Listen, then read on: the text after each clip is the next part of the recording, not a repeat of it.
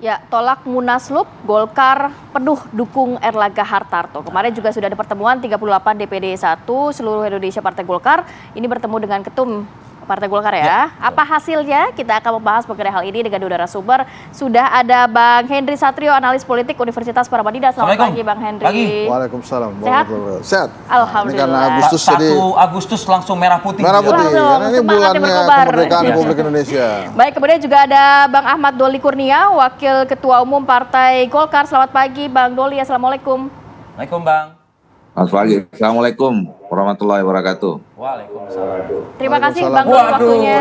pakaian dua orang hari ini narasumber kita menarik-menarik loh. Ya Satu kan? merah, satu kuning. Kuning, gitu ya. kuning yang sudah siap Ya, dipanen itu lah.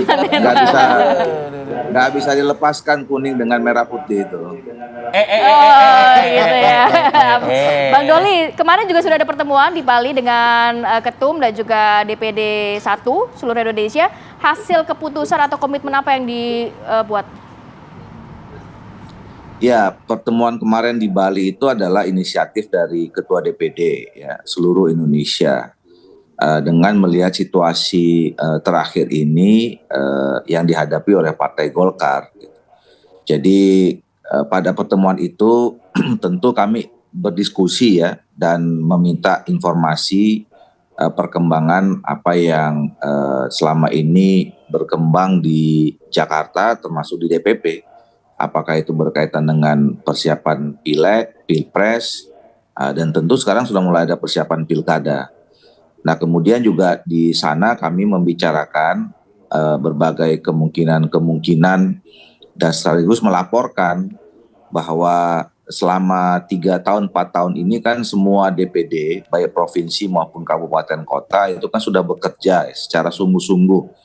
Ya mulai melakukan konsolidasi organisasi, terus kemudian melakukan langkah-langkah persiapan pergerakan pemenangan menuju 2024. Nah tentu kami juga mengetahui ada isu-isu yang mendorong ya atau yang menunjukkan adanya perpecahan dalam Partai Golkar. Nah kami cukup menyayangkan karena ini kan tinggal 6 bulan lagi ya. Jadi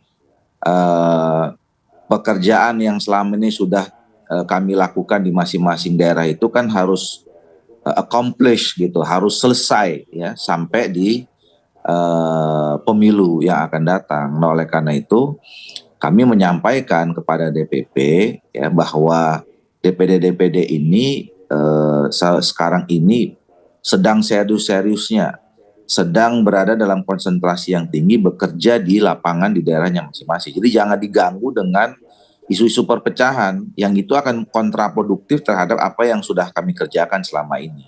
Nah, dan ini selaras dengan pandangan-pandangan kebanyakan ya. Jadi senior-senior, mantan-mantan ketua umum juga sudah bicara ya. Mulai Pak Yusuf Kalla, terus kemudian Pak Abu Rizal Bakri, Pak Agung Laksono. Hari ini siang kalau tidak ada perubahan, Pak Akbar juga akan menggelar rapat di Dewan Kehormatan yang saya tahu isinya juga akan hal yang sama. Nah, jadi sebetulnya kami DPD ini menunjukkan kepada kita semua bahwa kami ini masih solid, tidak ada perpecahan dan semua ingin berkonsentrasi memenangkan pemilu tahun 2024. Ya. Oke. Baik, Bang Doli, kita tutup ya, kita tinggalkan celah yang tadi dikatakan oleh Bang Doli itu, artinya soliditas penuh terhadap kebijakan yang akan ditempuh oleh Ketua Umum Partai Golkar Erlangga Hartarto khususnya di sisa 6 bulan ini. Artinya kan Pilpres 2024 lah yang menjadi juga target dari Partai Golkar. Kemana arah dukungan? Nah itu kita to the point aja nih langsung ke Bang Doli. Ya, kalau soal Pilpres, kan kami sudah menyerahkan ada 3 forum tertinggi yang dikenal di Partai Golkar dan 3-tiganya memberikan atau memutuskan hal yang sama. Kita memberikan mandat penuh kepada Ketua Umum ya untuk pertama melakukan komunikasi ya. Jadi mulai dari Munas, Rapimnas, Rakernas itu keputusannya sama, memberikan mandat penuh kepada Ketua Umum untuk melakukan komunikasi intensif dengan setiap elit politik atau pimpinan partai politik yang lain. Dan kami melihat bahwa ketua umum kami ini adalah ketua umum yang mungkin paling rajin membangun komunikasi sejak 2 tahun yang lalu dengan seluruh ketua umum partai politik yang lain. Jadi artinya amanah itu juga sudah dijalankan. Nah kemudian mandat berikutnya adalah ya penetapan capres, cawapres, dan kemudian tentang strategi, momentum, dan waktu yang tepat itu juga kami serahkan kepada ketua umum. Nah memang belakangan ini kan makin intensif ya, makin dinamis, makin intensif gitu.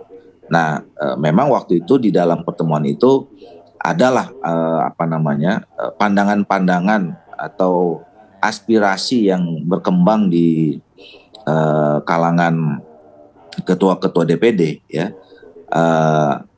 Sebagian ada yang menyampaikan agar kita bisa berkoalisi dengan Partai Gerindra ya. Terus kemudian ada juga yang menyampaikan agar kita juga bisa berkoalisi dengan PDI Perjuangan gitu. Nah, tentu ini kan aspirasi yang disampaikan oleh teman-teman ketua DPD dan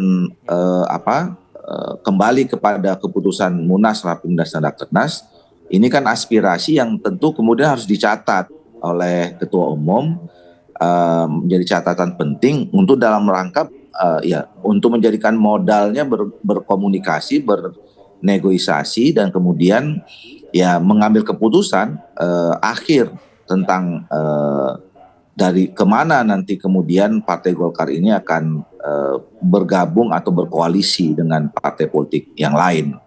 Nah, jadi kalau soal Pilpres sekali lagi kita serahkan mandatnya kepada ketua umum. Jadi kami kemarin sebetulnya juga membagi tugas lah. Ketua umum kami di lapangan sudah mempersiapkan infrastruktur partai untuk kerja-kerja politik untuk menangkan Pileg dan Pilpres. Nah soal Pilpres kami menunggu apapun keputusannya itu menjadi bagian kerja kami di lapangan. Kira-kira begitu ya. Oke. Ya, baik. Saya mau ke Bang Hensat. Bang Hensat, kalau melihat tadi dari sisi Bang Doli mengatakan beberapa dari perwakilan DPD ini juga menyarankan ada yang mendorong ke Prabowo ataupun ke PDIP begitu ya. Tapi juga kemudian akhirnya diserahkan lagi ya. Kalau untuk keputusan kembali lagi ketua umum. Kalau dari sisi Bang Hensat sendiri melihatnya gimana? Ini kalau kita sambung-sambung nih, puzzle nih ya. Puzzle-nya. Kalau Golkar ini kan isinya pendekar semua ya. Jadi artinya mereka pastinya paham lah secara internal bahwa ini adalah waktu yang tepat dan sangat mepet untuk konsolidasi dan memenangkan Golkar nanti di 2024. 6 bulan lagi tinggal. Ya, jadi agak lucu dan kocak secara politik gitu ya kalau partai tertua, salah satu yang tertua nih, kemudian isinya pendekar semua, tiba-tiba diguncang isu munaslup kayak nggak ngerti politik aja gitu. Nah, makanya saya melihatnya atau memprediksi ya, sebetulnya ini masalah tentang tarik-menarik kemana arah koalisi aja. Kayaknya gitu ya. Seperti yang tadi dikatakan Bang Doli kan, mau ke PDI Perjuangan atau mau ke Pak Prabowo. Kalau secara sejarah di periode pertama nggak pernah Golkar sama PDI Perjuangan bersama-sama. Karena memang bertahun-tahun sudah diajarkan untuk berkompetisi kan mereka itu. Lebih dekat ke Gerindra karena tadinya ketua umum Gerindra adalah kader Golkar gitu. Tapi yang menariknya adalah teka-teki Pak Jokowi mendukung siapa itu bisa dilihat dari kemana Erlangga akan melabuhkan dukungan. Kenapa saya katakan demikian? Kelihatannya kan ini ada kaitannya dengan kemana koalisi Golkar akan diletakkan gitu, atau kekuatan Golkar akan berlabuh di koalisi mana. Ditambah lagi Pak Erlangga adalah anak buahnya Pak Jokowi, gitu ya, yang kita lihat sering digandeng gitu sama Pak Jokowi. Maka teka-teki itu akan terbuka semua gitu. Tapi pada saat haul Bung Karno, Erlangga ada gitu di acara PDI Perjuangan. Dan kemudian sempat disindir-sindir juga oleh Bu Mega. Ada yang datang tapi masih mikir-mikir gitu ya. Bahkan kalau dilihat lagi videonya, Pak Jokowi nunjuk-nunjuk tuh sambil ketawa-ketawa tuh, gitu-gitu. Nah ini menurut saya memang yang mengerti ini Pak Erlangga dan Pak Jokowi nih. Mau dibawa kemana gitu. Dan kelihatannya kan kalau tadi Bang Doli sampaikan, Partai Golkar ikut ketua umum lah. Ya. Jadi kalau ketua umum kemudian memutuskan bukan di antara Prabowo dan Megawati, itu juga mungkin bisa saja terjadi karena kebetulan yang satu lagi ini juga ketua umumnya kan pecahan Golkar juga kan. Ya. Gitu. Jadi artinya sangat mungkin terjadi. Tapi kalau saya melihatnya ini sih tentang masalah bargaining position aja. Lo kalau nggak mau ikutin, kalau Anda nggak mau ikutin saya, nggak mau ikutin arahan saya, ini bisa diganti nih. Tapi kan yang muncul tuh Itu siapa yang ngomong tuh kayak gitu? saya ngomong. Saya ngomong. Jadi kira-kira begitulah, gue ngaku aja. Saya Tapi ngaku aja chemistry lah. lebih dapat ke Gerindra nih ya, Golkar ke Gerindra. Kalau lihat dari chemistry Iya, ya, karena tadi dari sejarahnya gitu ya.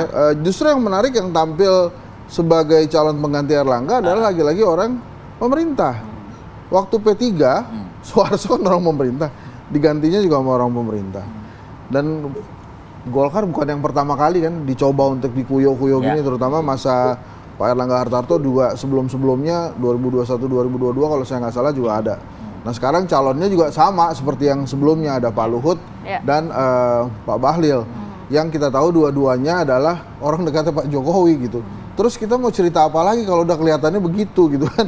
Jadi terlalu gamblang permainan yang terlihat di publik tentang gonjang-ganjing Partai Golkar ini. Ditambah lagi dengan pemanggilan Erlangga Hartarto oleh Kejaksaan kemarin kan, yang tentu saja ini nggak fair secara politik gitu ya, karena pastinya akan mengganggu konsentrasi Pak Erlangga untuk menentukan mana yang terbaik untuk partai politiknya bergabung dengan koalisi apa gitu. Karena ada hal-hal ini, tapi menurut saya sebagai seorang politisi ulung ya, pemimpin partai terbesar di Indonesia gitu ya, salah satu partai terbesar di Indonesia, itu harusnya sih bisa dengan mudah memutuskan ya. Bahkan saya sejak lama mengatakan seharusnya kalau Partai Golkar lebih independen, sangat mungkin dari awal sudah punya teman koalisi tuh, sehingga bisa lebih mudah bergerak. Kan Tapi sudah PAN sama P3 ya. ya satu lagi P3-nya ke PDI Perjuangan udah, PAN-nya muter-muter jualan Erick Thohir gitu ya.